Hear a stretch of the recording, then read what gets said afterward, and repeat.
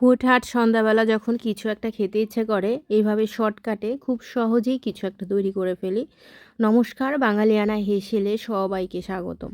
তো ঘরে ছিল চালের গুঁড়া, সেখান থেকে 2 কাপ পরিমাণে চালের গুঁড়া নিয়েছি। 1 চিমটি পরিমাণে লবণ দিয়ে দিলাম, আর সাথে দিয়ে দিচ্ছি খেজুরের গুড়। এবার দানা দানা গুড়টাকে ভেঙে দিব গুড়ির সাথে। এই পর্যায়ে ভাঙা হয়ে গেলে সাথে আরেকটু মিষ্টির জন্য অ্যাড করব চিনি।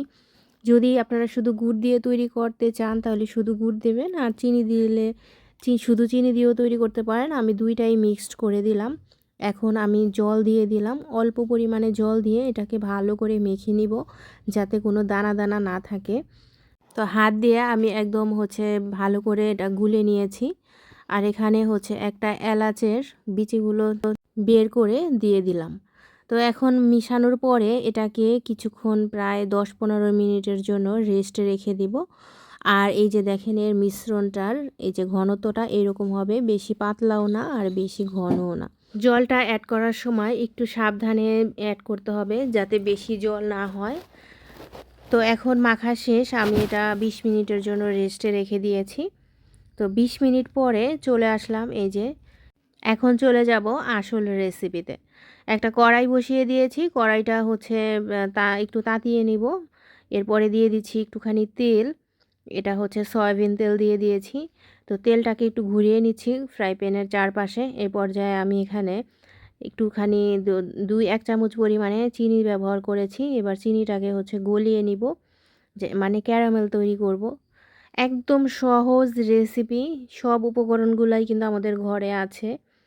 আর এটা খেতে কিন্তু খুবই ভালো, সন্ধ্যাবেলা চায়ের সাথে খুবই একটা মজার খাবার। তো এই যে ক্যারামেলটা হয়ে গেলে এর মধ্যে পুরো মিশ্রণটা ঢেলে দিলাম। তো এই পর্যায়ে দিয়ে এটা চুলার আঁচটা একদম লোতে রেখে আমি এটার ঢাকনাটা দিয়ে দিব। তো 4-5 মিনিট পরে আবার একটু ঢাকনা উঠিয়ে দেখব যে এটার আসলে কি অবস্থা। এই যে দেখেন এখনও হয়নি পুরোপুরি। আবারও ঢাকনা দিয়ে আরও 3-4 মিনিট পরে চলে আসলাম। এই যে কিছু কিছু জায়গায় ফুলে উঠেছে। এই পর্যায়ে খুব সাবধানে এটাকে উল্টিয়ে দিব। এই যে দেখেন নিচে এটা অনেকটা ভাজা ভাজা হয়ে গিয়েছে।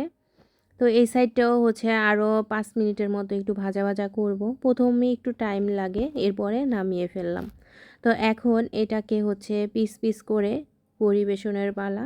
তো যখন এরকম কিছু একটা খেতে ইচ্ছে করে আমি হুটহাট এরকমই টুকটাক কিছু বানিয়ে ফেলি, সবাই পছন্দ করে। এবার চায়ের সাথে তো খেতে ভীষণ ভালো লাগবে। তো আজকে এই পর্যন্তই, সবাই ভালো থাকবেন, সুস্থ থাকবেন।